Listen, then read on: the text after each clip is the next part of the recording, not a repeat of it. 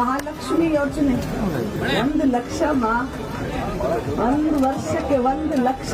ಲಕ್ಷ ಅಂದ್ರೆ ಬರಲ್ಲ, ಸೊನ್ನೆ ಎಷ್ಟು ಲಕ್ಷ ಮುಂದೆ ಅದು ಕೂಡ ಅರ್ಥ ಆಗಲ್ಲ ನಮಗೆ.